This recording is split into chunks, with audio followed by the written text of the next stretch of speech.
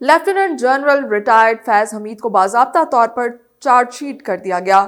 پاک فوج کے شعبہ تعلقات عامہ کے مطابق 12 اگست 2024 کو پاکستان آرمی ایکٹ کی متعلقہ دفعات کے تحت سابق D G I S I lieutenant general retired Faiz Hameed کے خلاف فیلڈ جنرل کورٹ مارشل کی کارروائی شروع کی گئی ہے۔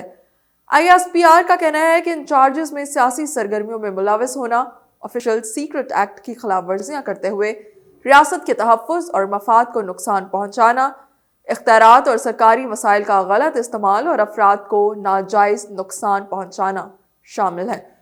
Field general court marshal K عمل کے دوران ملک میں انتشار اور بدامنی سے متعلق پرتشدد واقعات میں lieutenant general retired Faiz Hameed کے ملوث ہونے سے متعلق علیحدہ تفتیش بھی کی جا رہی ہے۔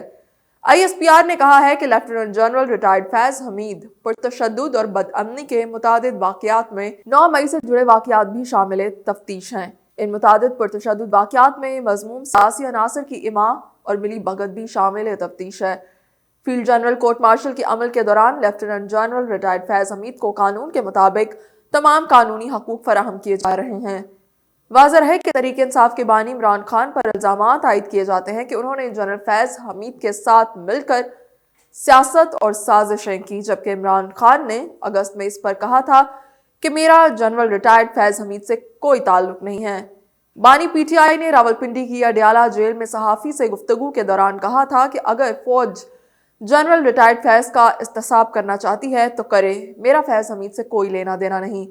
بانی پی ٹی آئی کا کہنا تھا کہ جنرل ریٹائرڈ فیض حمید کا معاملہ فوج کا اندرونی معاملہ ہے۔ افغانستان کا معاملہ چل رہا تھا، اس لیے جنرل فیض حمید کو نہیں ہٹانا چاہتا تھا۔ میری جنرل فیض کو ہٹانے کے معاملے پر جنرل باجوہ سے تلخی بھی ہوئی تھی۔ پاکستان تحریک انصاف کے بانی کا کہنا تھا کہ خواجہ آصف نے کہا ہے کہ جنرل فیض کا 9 مئی کے واقعات سے براہ راست تعلق ہے۔ اگر 9 مئی جنرل فیض نے کروایا تو اس کی تحقیقات ہونی چاہیے۔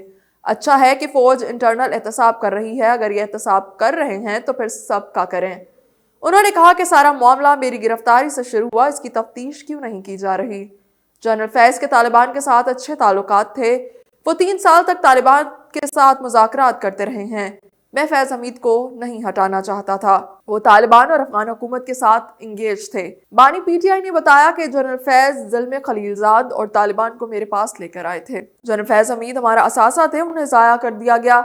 میں بار بار جنرل باجوہ کو کہتا رہا کہ جنرل فیض کو نہ ہٹائیں۔ جنرل باجوہ نے اپنی ایکسٹینشن کے لیے جنرل فیض کو ہٹایا۔